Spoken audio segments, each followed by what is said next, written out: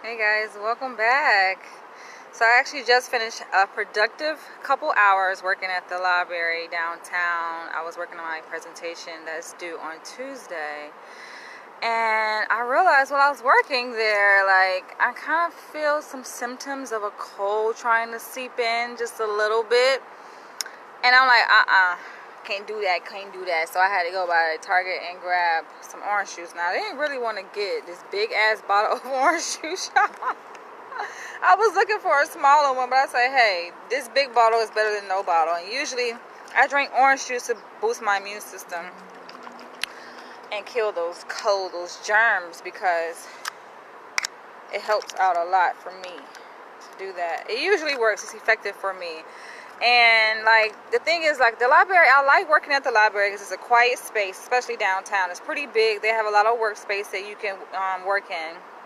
It's quiet.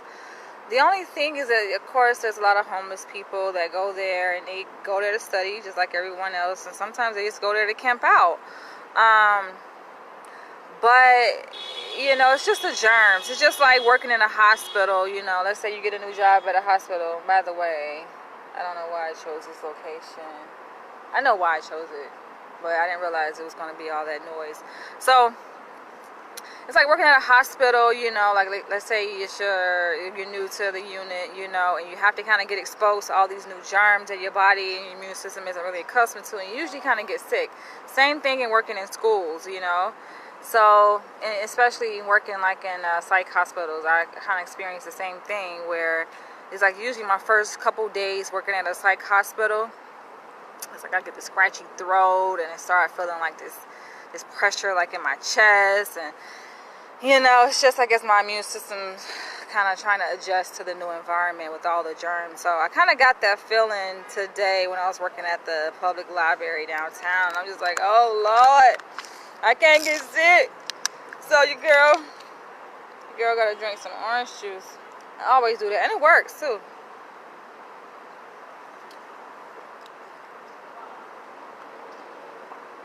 This is a big ass bottle. It's not gonna last me a while, but it works for me. I drink my orange juice, I be good to go, and usually I don't get sick. Knock on wood, but I hardly ever get sick.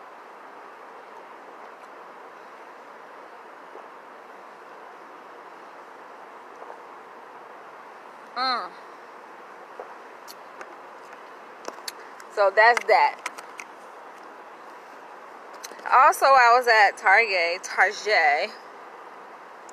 I got some new lip gloss because I was running out of my old one. I usually do this before the video, but I said, hey, what the heck? You guys know me by now. And the lady was trying to really sell it to me. She was like, it smells good. I don't smell nothing. It smells like glue to me. Oh, it's really glossy. Ooh. Alright, so let me go ahead and get into this video, y'all. That's not what I wanted to talk about. That's just kind of side stuff.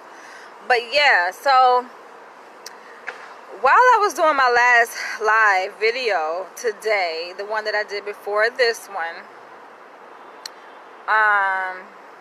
on Let People Be Great, I had to think about it. So I was like, wait, what did I talk about? It's crazy because my mind, I got to readjust. My mind was just on working on my presentation, so I had to recall, like, what in the hell did I actually talk about? But yeah, my last video on Let People Be Great, I guess as I was telling my story, like, this person was inspired to message me privately via Facebook to offer his services.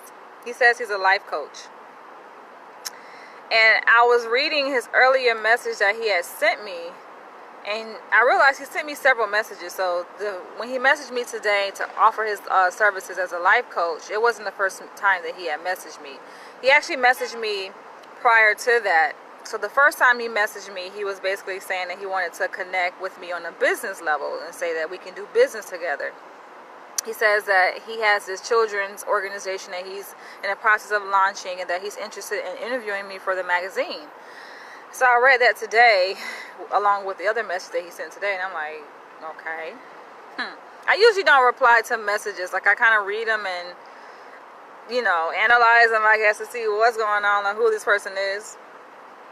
So he sent that message, I don't know when he sent it, maybe a couple weeks ago, about me doing business with him, right?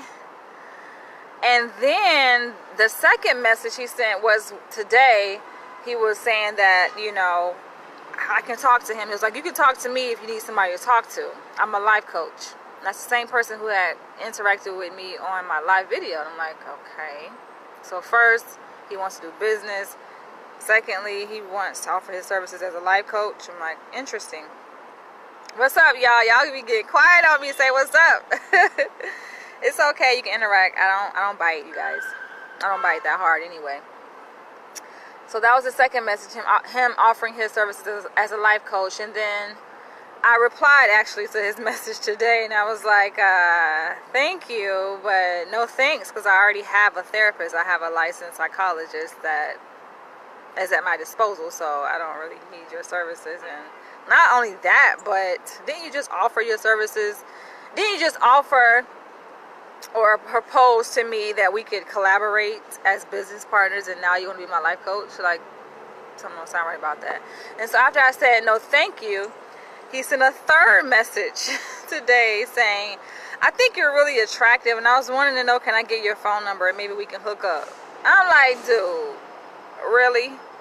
Now that I realize this is a little bit too glossy for me. I don't like to draw too much attention.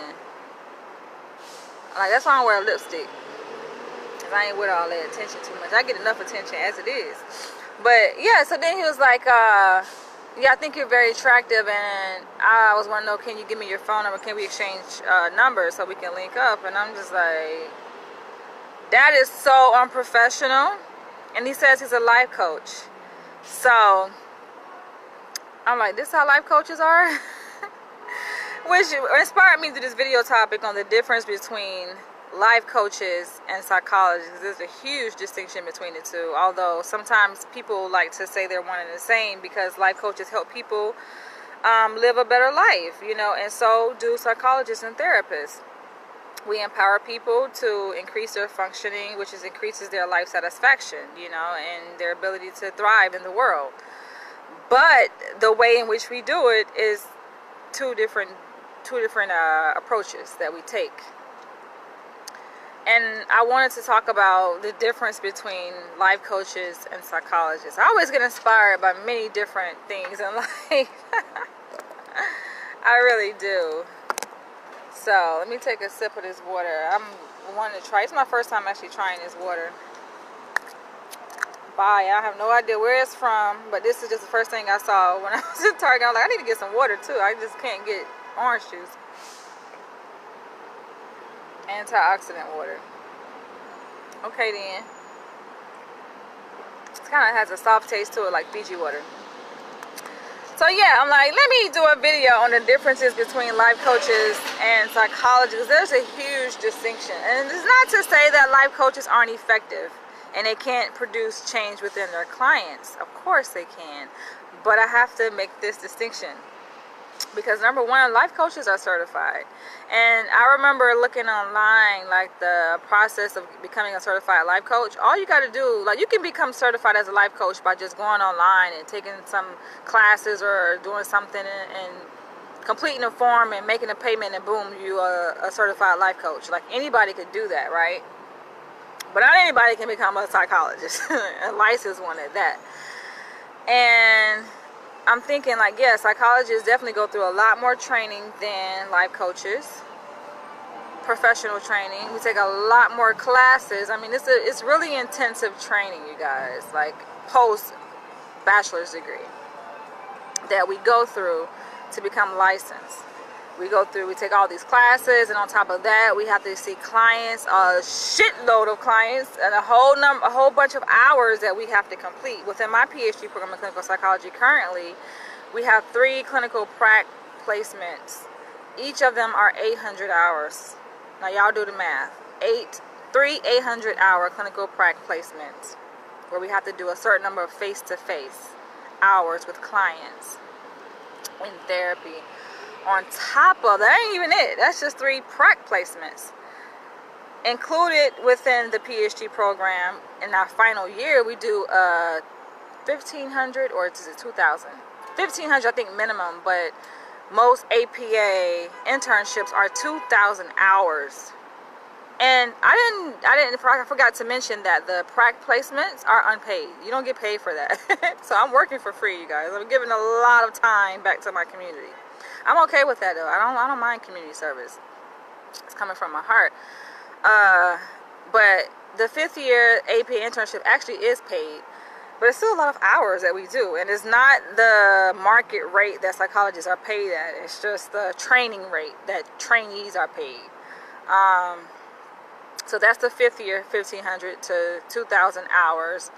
That ain't even it. We come back, we get our PhD, it's conferred, and then after we get our degree, we do a postdoc. That's another 2,000 hours before we can even get licensed. So we have the degree, but I don't mean that we're licensed to say that we're psychologists. You can't say that we're psychologists unless we're licensed. After the PhD, we go and do these 2,000 postdoc hours. A lot of hours. That is obviously paid. That ain't even it. After that, we have to take, for a lot of states, they require 2 exams. So it's the National EPPP exam and then the State Board exam. The State Board exam mainly covers ethics. The EPPP covers many different, I think it's 8 different components of psychology, including industrial, organizational psychology, the cultural considerations in terms of being a psychologist, theories. Oh my gosh, it covers the whole shebang. Everything that I guess they want us to know about psychology is covered on the EPPP exam. It's a very intense exam from what I hear, and they say that you can't just take it thinking that, okay, you got your degree so you're qualified to take it, or you have the ability to take it and pass it. You have to study for this, and there's a lot of training associated with being able to successfully take the EPPP exam and pass it. Like they have courses, designed prep courses that cost like a range of prices from like $1,500 through $3,000 that you pay to prepare for this EPPP exam. And did I forget to mention that the EPPP exam traditionally was just like multiple choice that you take at a computer. Do you guys know that they are revising the EPPP to include an oral component? So I compared that part to like American Idol, like getting up there in front of a panel of judges and just basically demonstrating that you can do this. It's like a competition, you know? You're going up against all these other competing wannabe psychologists, you know, to show that you are very much well capable of being a psychologist. And, you know, telling what kind of questions they may ask in the oral exam and how they may come at you, and, you know, telling who the examiner is going to be. Like, you just don't know until you show up. So yeah, they put us through the ringer, you guys. It's not easy at all. It's not easy to become a psychologist. Contrary to popular belief, because I think a lot of times, and even in college, students choose the psych major. They're like, oh, I want to major in psychology, thinking that's the easy way out, you know, when they compare it to, let's say, electrical engineering, you know, or math. It's like, no. They think that it's easier when it's not. It's a lot more involved, and they really check you out. They really check your characters to test of, like, your whole being is tested, you know, to make sure that you are competent enough to be able to go out there in the world and work with people and treat them, because people have, you know, these serious issues. Mental health is a serious thing, y'all, serious business. So they don't want to just send anybody out there to be working with people who have these delicate issues. Whereas with a life coach, like I said at the beginning, you just go online and take some quick little survey, pay a fee, and boom, you're a life coach. Everybody's a life coach. But like I said, it's not to say that just because you're a life coach, then you're not competent in being able to effect change in human beings, because you can have a life coach who is very effective in working with clients and has a really high success rate in being able to effect change. Whereas you can have a life psychologist who is crap. You get what I'm saying? I just wanted to emphasize the differences in the amount of training that is put into becoming a life coach versus a psychologist. It's not to say that one necessarily is better than the other, because like I say, no matter how much training a psychologist has, you have some very shitty, terrible psychologists out there. You know, they may be book smart, they may be able to pass, you know, a licensing exam easily because they just have a good memory and are good at taking tests, but that doesn't necessarily mean that they are good at working with people. Although we all have to go through this training where we work with people and oversee clients, sometimes people, I guess, slip through the cracks, so to speak.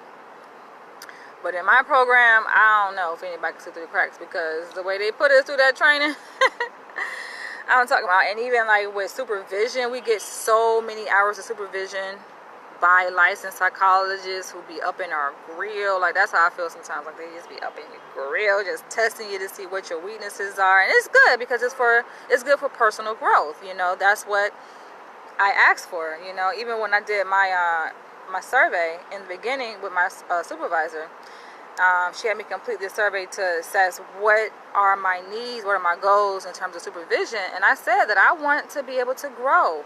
I'm seeking personal growth and professional growth, and she's challenging me in many different ways, so I can definitely appreciate that. But I just have to point it out there. I just have to put it out there. Like, it's a difference. And what really made me do this video is the fact that he went from let's do business to, oh, I can be your life coach, to can I have your phone number because I think you're attractive. And I'm like, that's maybe something that a life coach can get away with, but a licensed psychologist definitely cannot get away with that.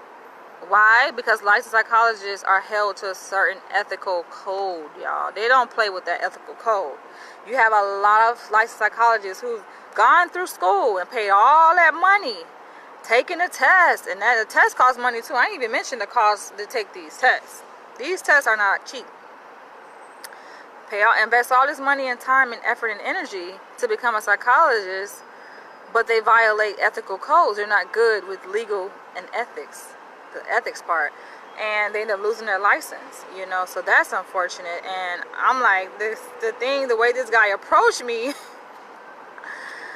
via Facebook message, I'm like, dude, that is so unethical. If he was a psychologist, he definitely would not have his license, because that definitely violates so many ethical codes. Number one, dual relationships. You cannot have a dual relationship with the client. As a licensed psychologist, you can't do it. I mean, as a psychologist, period. Psychologists, by using the term psychologist, it's assumed that you're licensed. So, but yeah, as a licensed psychologist, it's like, no, you cannot have a dual relationship with a client. You just can't. That's unethical. Dual meaning, if you serve as their psychologist, you cannot be their girlfriend or boyfriend, you know. Or you cannot go out on a lunch date with them, or you can't say, oh, I want to become a business partner with them at the same time you're their psychologist. That's a dual relationship, because it presents a conflict of interest. So that's the reason why they don't tolerate that. I'm probably going to finish this orange juice today, because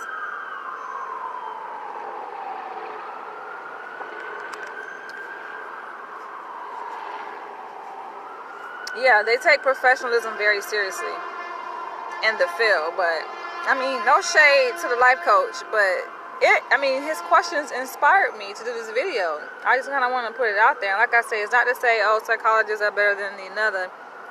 I'm just saying the standard in which we were held to is much higher. like psychologists are held to a much higher standard than life coaches. There's no governing body that oversees life coaches. They don't have to answer to any ethical code or legal code, so to speak. Whereas psychologists do, because we're licensed by the state. So the state is like, you know, the governing body. The state is like the Uncle Tom, or whatever you want to call it, the person that oversees us, that we are responsible to. We got to answer to the state. Whereas life coaches, who they answer to? Nobody really.